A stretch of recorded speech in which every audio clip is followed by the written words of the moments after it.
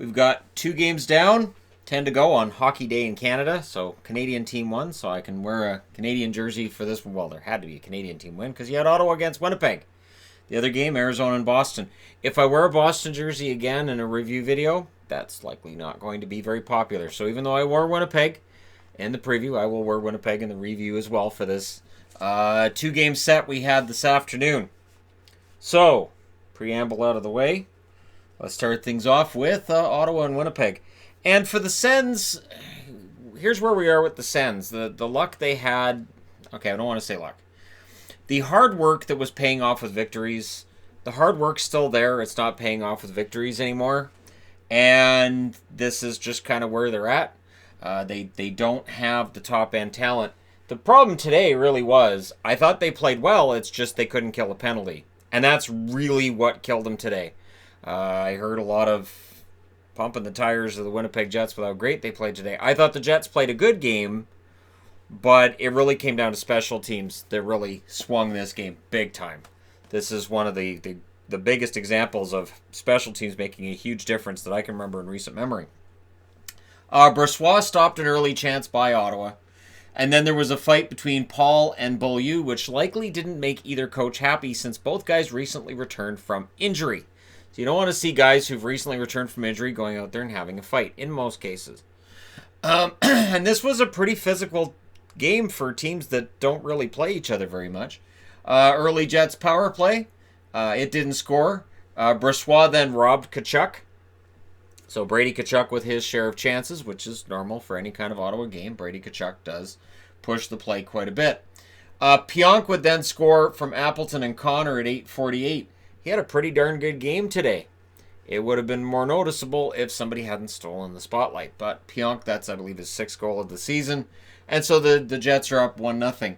Then there was an open net miss by Scheifele. What happened was the puck went off Zaitsev's skate. It counts as a block for Zaitsev in my books. I don't know if the NHL officially counted as a block or not. But yeah, that was a case where Scheifele had the open net, and Zaitsev, whether he meant to or not, managed to block the shot. Senators get a power play. They don't score on that. And then Wheeler and Tkachuk had a fight. So Brady Tkachuk on the board quite a bit. Just not goal scoring yet in this game. And he would get kind of close to a hat trick in this, the Gordie Howe variety. Second period, down 1-0. 25 seconds in, Jean-Gabriel Pageau scores from Tkachuk. So there's the assist and the fight. All he needs is the goal, which didn't happen today. So the Gordie Howe hat trick is denied of him. The Jets, I felt at that point, needed to regain momentum. It looked like Ottawa was swarming a bit. Power play for the Senators, which kind of killed their momentum. Power play was not the friend of the Ottawa Senators today. And the Senators' power play has been much better. Coming into today, it had scored 9 power play goals over their last 8 games. So it's been better. Connor would then score from Ehlers at 7:49. Connor had a pretty darn good game himself. So that makes it 2-1 for the Jets. And then the Jets pushed for more. And I felt that you could have justified calling a timeout at that point for the Ottawa Senators, just to try to calm things down. But the Senators got a power play. Up until that point, they were 0 for 2, and they'd had 0 shots on those 2 power plays. No shots whatsoever. And that third one, it didn't really go very far either, although Colin White had a break that was denied by Brossoit. Brossoit had a pretty good game. The Jets get a power play, and it being late in the period, it's key to kill that off, and they don't. At 17:04, a power play goal for Patrick Laine. Laine gets a goal from Connor and Pionk, and it was pointed out that it was his 6th goal in the last 8 games, not 6th power play goal. We'll get into that as we go along. Anderson then stopped Pionk as the Jets tried for another, and then Bodker would score at 18:29. So Mikkel Bodker, that's his first of the season. That makes it 3-2. The Jets then got a power play with 1 minute left. Again, all Ottawa needs to do is kill his penalty off. They'd have some momentum going into the third. They don't. Laine would score his second of 2.5 minutes from Pionk and Wheeler at 19:48. And that's another power play goal. And it really is noticeable that Laine's been their offense. That's 7 goals in the last 8 games for him. Scheifele hasn't had I think he's had 1 goal in their last 11. Ehlers has had 1 goal in their last 12. It really has fallen on Patrik Laine. Third period, Anderson's out and Hogberg's in. And I didn't hear them saying there was anything necessarily wrong with Anderson. It looked like they wanted to give Anderson a break after that rush at the end of the period. And I get that. You want to change the momentum a bit. The Senators did push back at around the 5-minute mark. They just couldn't finish it, and when they got their chances, Brossoit was fantastic. The Jets, what happens with them? Right, they get a power play. So again, if you can kill this off, you can get some momentum, and no. Laine would get the hat trick goal from Wheeler and Connor at 8:43. That is a power play goal. It is a hat trick of power play goals.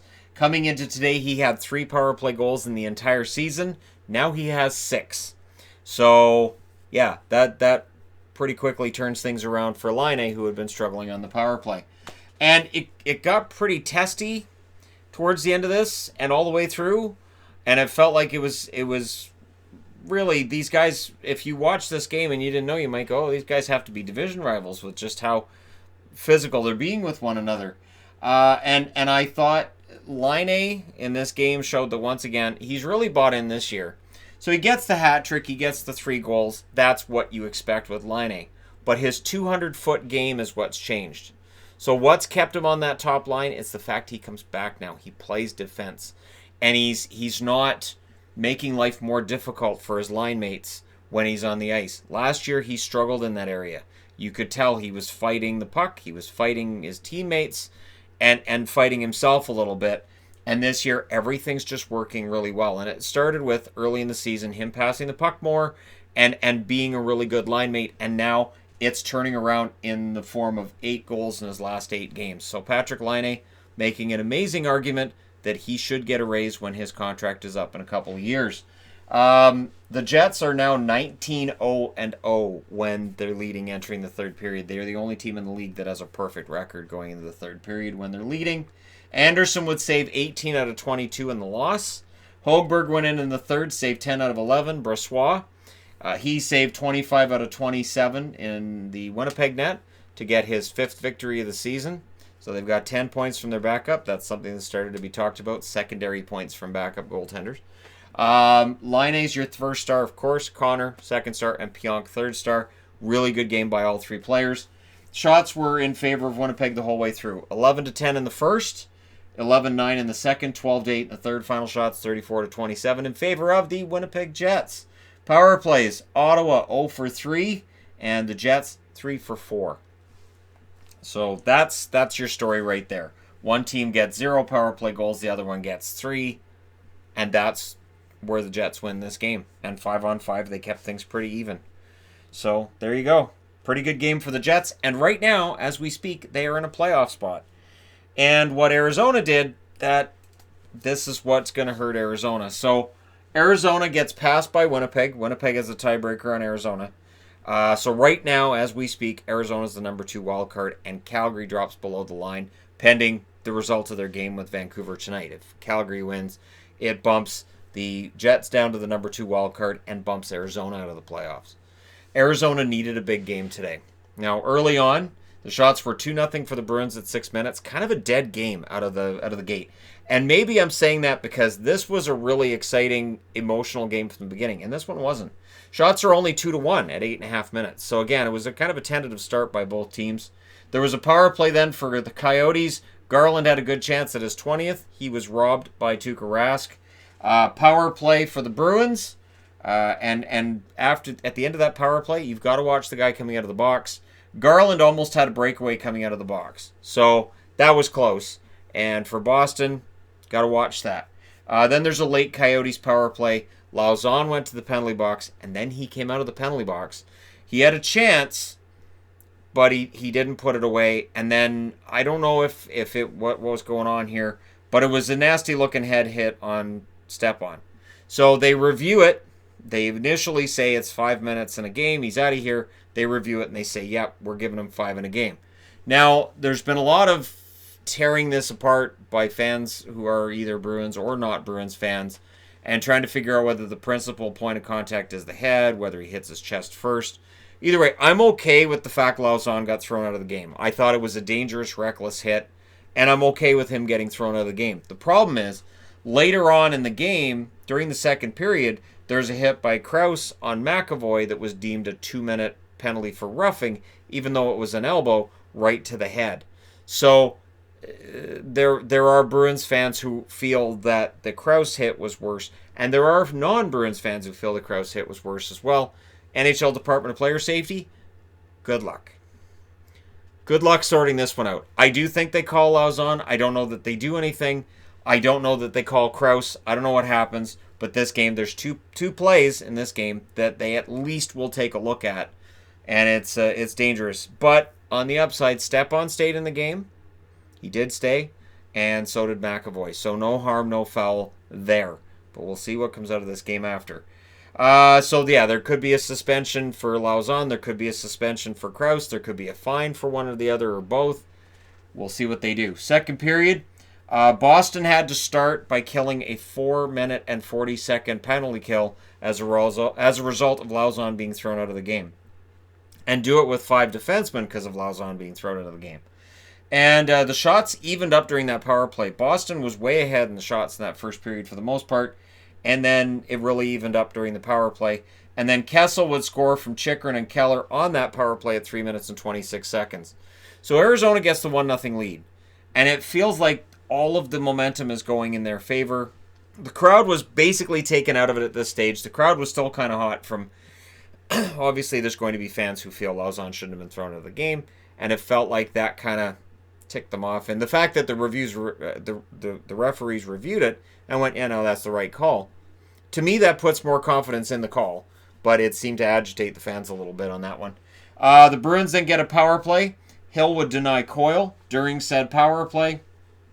However, Coyle would get a goal from McAvoy and Krejci at 6 minutes and 50 seconds, and so Boston's up. They get another power play, and Bergeron would put one in from Pasternak and Krug at 12:06. So the momentum switches. Boston with the pressure, they're drawing power plays. Schmaltz then pushed for an answer right after that, so I will give props to Arizona for trying to answer right out of the gate after it was 2-1 Boston. But the Bruins would come out with another power play. As, again, there was some holding on by the Coyotes. The Bruins had really turned it on, and they were resorting to penalties to try to hold them up. The momentum had definitely swung in Boston's favor. DeBrusk would score on that power play from Pasternak and Bergeron at 14:35. So, Bruins were pressuring then with 3 minutes left. They didn't let up. And the Coyotes were really reeling. And it felt like, even though they got a couple of shots before the end of the period, they were probably very happy that the buzzer went and the period ended. So after 2 periods, it's 3-1 in a game that had been scoreless after the first. And for Arizona, it had to be frustrating because they actually had a pretty good period in the second. They just had penalty killing problems. And for Ottawa fans, they're going to be like, yeah, we know how that looks. Third period, Boston, they mentioned, are 18-1-6 when leading to start a third period. That 6 still bothers me. I know. But it's a number that drives me insane that the Bruins would, lose games in overtime and shootouts that they should have been able to bring home. And they're lost points. That's how I see it. It's a single point, but it's where it could have been 2. Chychrun would score from Keller and Hinostroza at 26 seconds. And it was a beautiful goal by Chychrun. It made it 3-2. And again, it turned what should have been a raucous Boston crowd and kind of quieted them down. The Coyotes were pretty good at that stage. Hill then stopped Marchand. Marchand had a pretty good chance. He changes the pronunciation every year just to mess with people like me. Stepan then fired a shot wide from in close. DeBrusk missed a really great chance. He had an empty net, and I think he hit the crossbar with it. It's not going to get better than that, and DeBrusk flat out missed it. Fast-moving period to that stage, very few whistles, and that favors the Bruins, right? Rask then denied Hinostroza. The Coyotes pushed at 12.5 minutes, and then Charlie Coyle is denied again. Coyle had a great game. He was denied by Hill, and then Grzelcyk was as well. Grzelcyk had a good chance. Adin Hill, I like Adin Hill. And anytime I see him in the National Hockey League, I'm like, that goalie's pretty good. And yet his AHL numbers would tell you he's not. His overall profile would tell you he's middling. But every time I watch him play, I think this kid's a pretty good goaltender. Rask robbed Hall, and then he did it again. Taylor Hall, absolutely wired, too. And he's got to be watching replays coming out of that building going, how did those not go in? Tuukka Rask really nailed it down in the third. And then they pull the goalie with a minute and 40 seconds left while there's an empty net wide open. Bergeron defends well, passes it to Coyle. Coyle hits the empty net from kind of the other end of the ice. 19 minutes and 11 seconds, and that makes it 4-2 for Boston. That's 6 straight wins for the Boston Bruins, and now the Coyotes have won 2 out of 11. It is a rough time right now for Arizona. It's not getting a whole lot better. And tonight, they could end up below the playoff line by the end of the night if Calgary gets a result in Vancouver to their liking. So, and with the way Vancouver ended that road trip, it is possible. It is possible Calgary can come in and defeat them. So the Aiden Hill experiment did pretty well. 29 saves on 32 shots today. Rask saved 27 out of 29. Your 3 stars are Chara, Coyle, and Rask. Now, Chara didn't get any points, but before the game, they honored him for playing 1,500 games in the NHL and for playing 1,000 games as a member of the Boston Bruins. So those 2 records, 2 marks, I should say, definitely worthy of making him the number 1 star. The shots, 9-6 in favor of Boston in the first, 15-12 in favor of Arizona in the second. Like I said, they deserved a better fate than being down 3-1 after that second period. Third period, 13-8 for Boston as they sensed they could bring this home. Final shots, 34-29 in favor of the Boston Bruins. Power plays, Arizona goes 1 for 4. Boston goes 2 for 4. And so Arizona's left scratching their heads again. And we'll see how things turn out. Let me know your thoughts regarding these games in the comment section below. As always, don't forget to hit like and subscribe if you're browsing your way through. You just happened upon this video. And now we've got 10 more games to go tonight. Let's line them up. I got a bunch of boards I'm going to have all set to go. But we got the matinee games done. So thank you guys so much. Don't forget, power rankings are tonight as well. I will talk to you again soon.